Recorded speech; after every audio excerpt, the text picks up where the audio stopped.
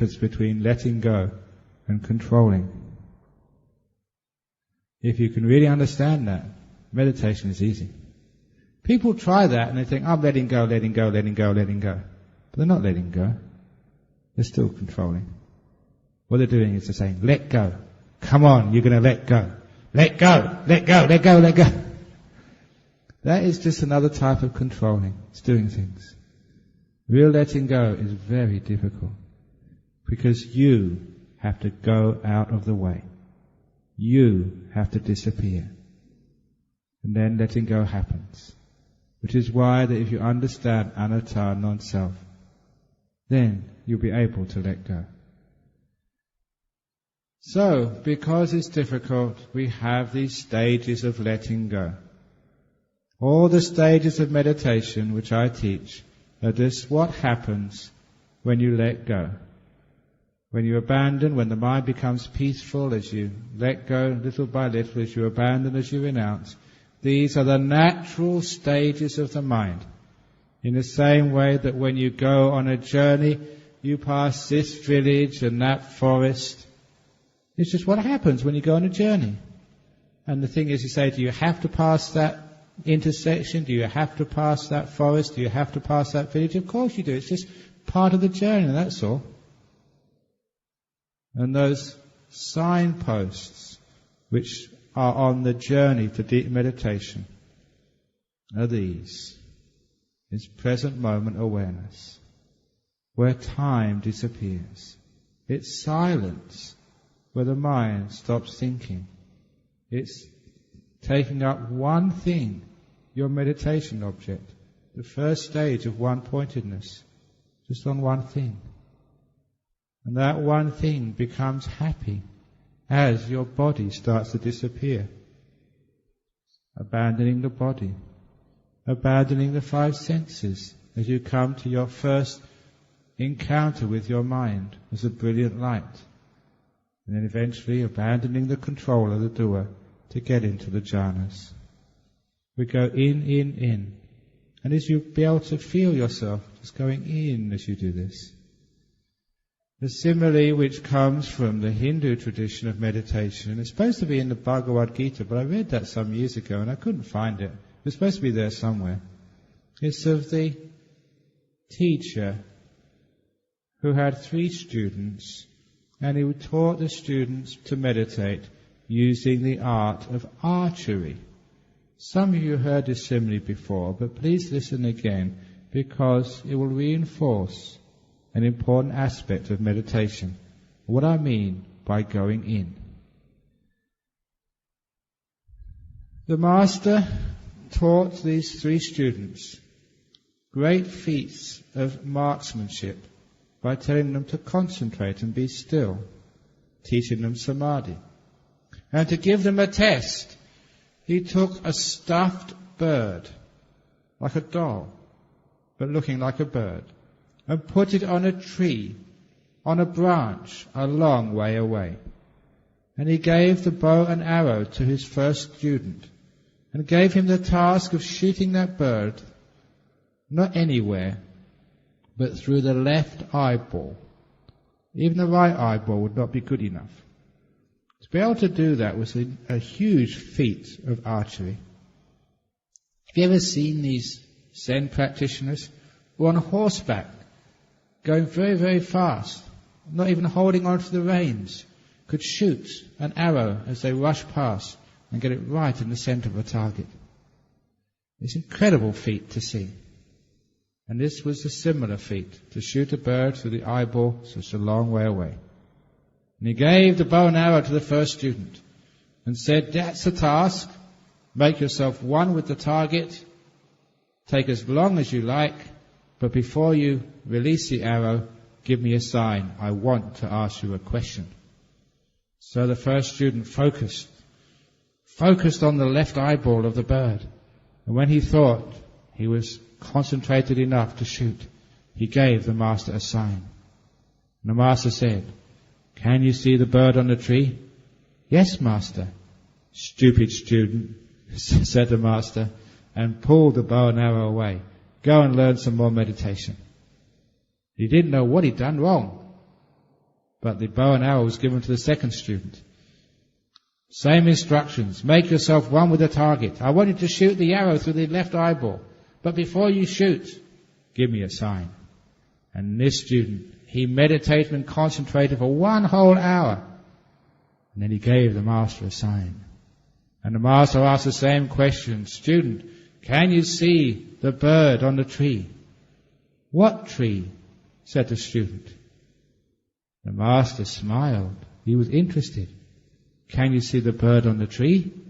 You can't see the tree. Can you see the bird? Oh yes, master. Stupid student.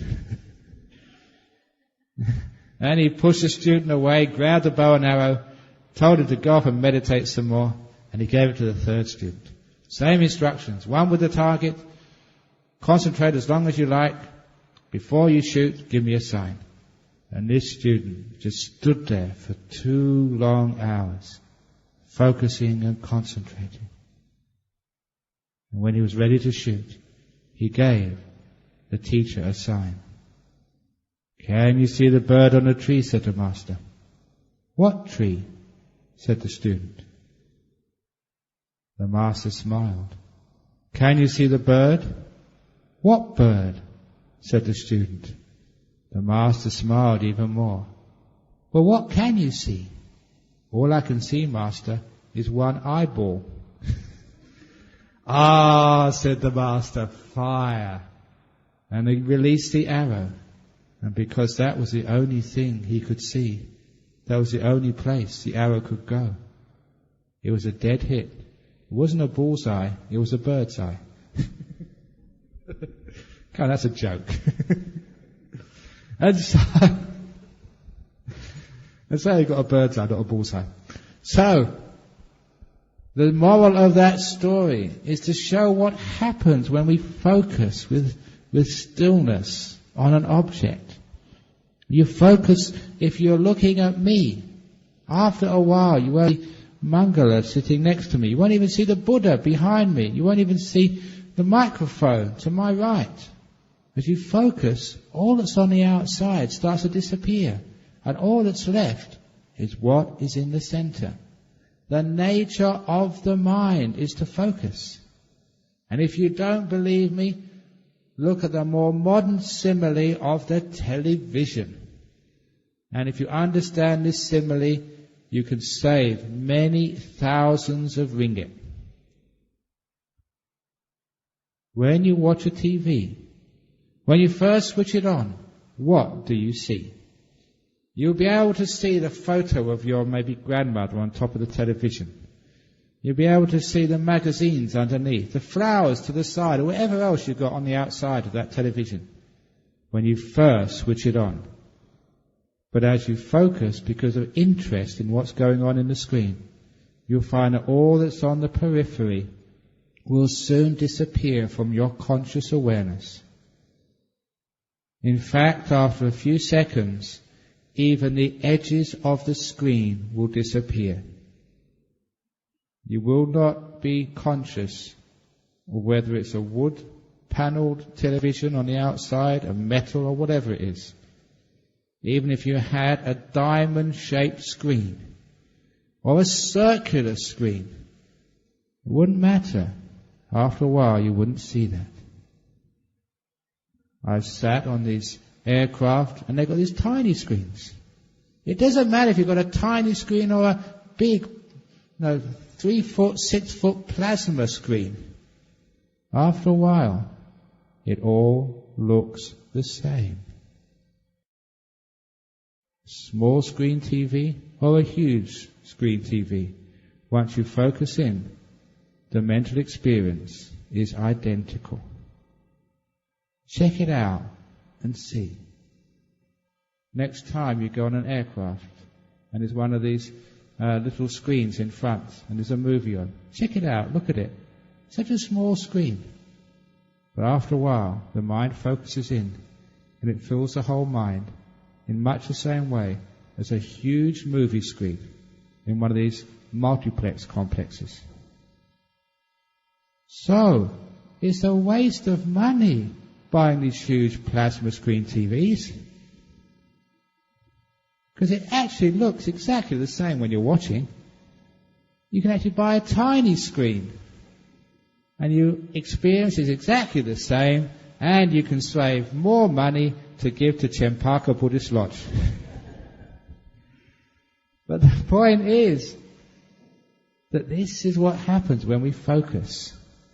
We go into the center. When you start focusing, you start first of all going into the center of what? Into the center of time. Into the now. Sometimes that people work to get into the present moment, but it's going to happen naturally.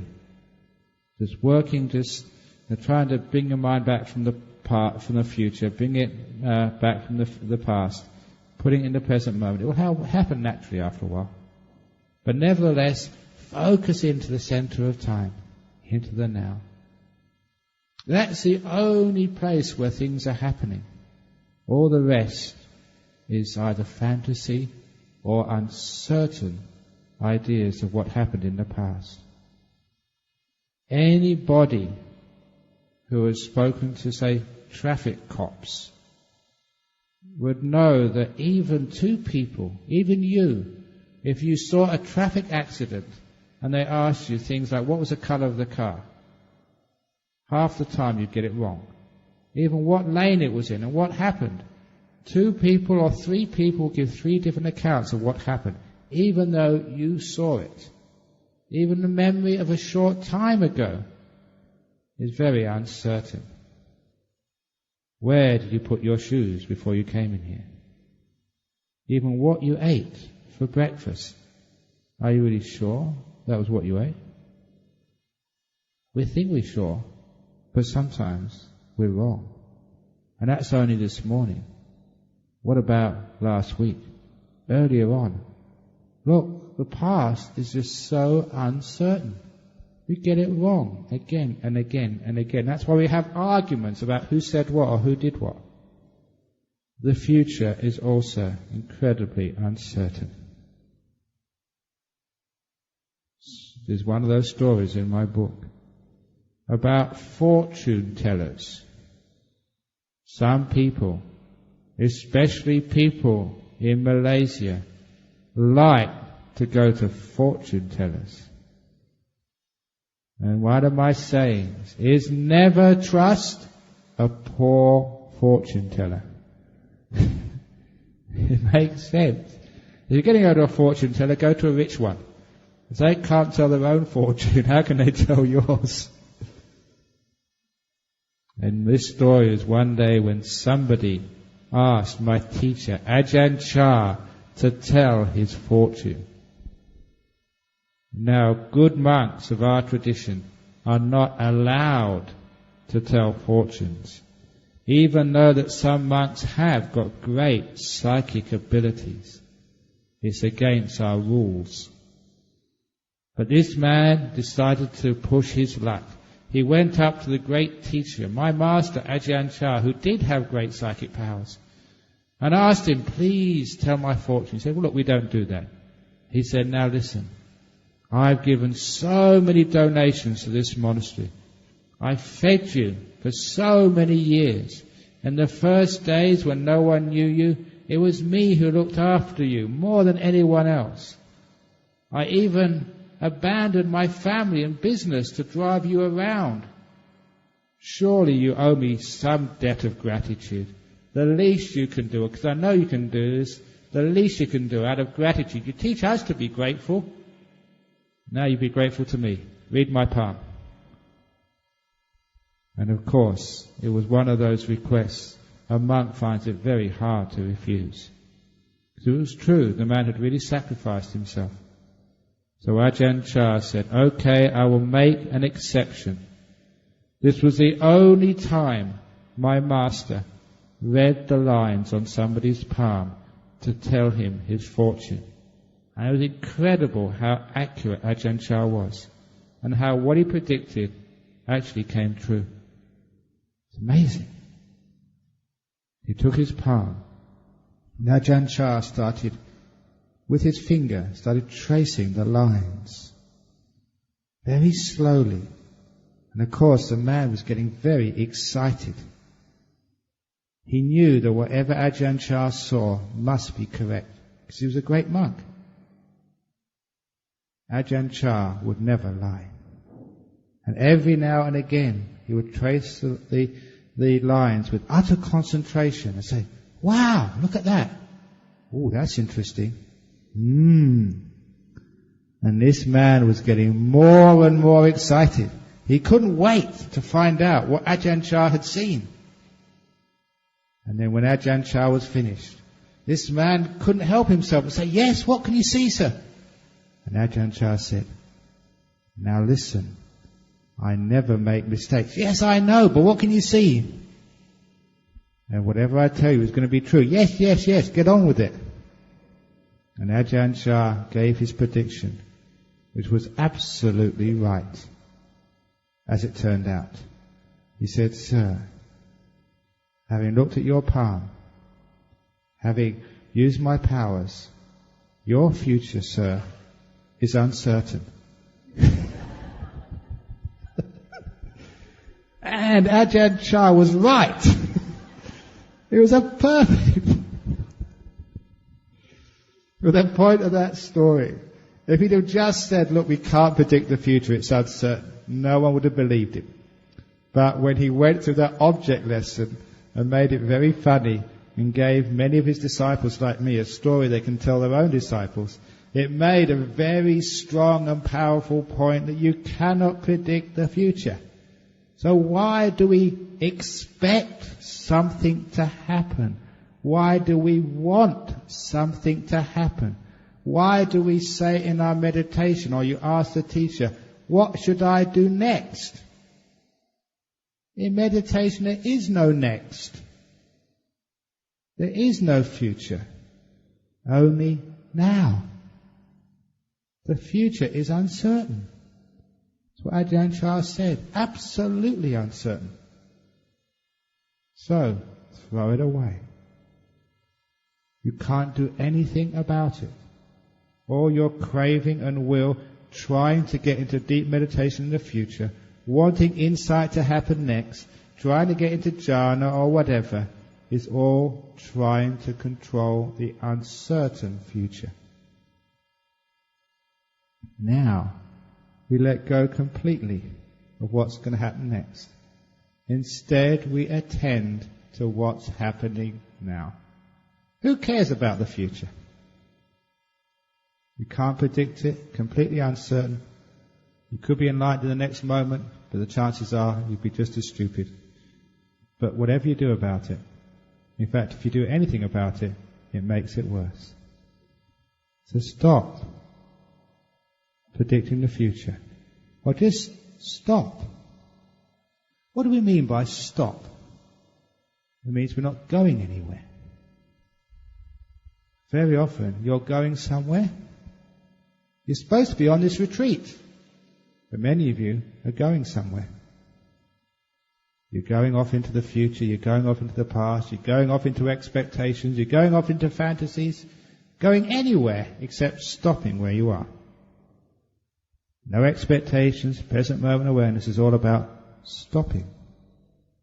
Who was one of the most unlikely of people to become enlightened in the time of the Buddha?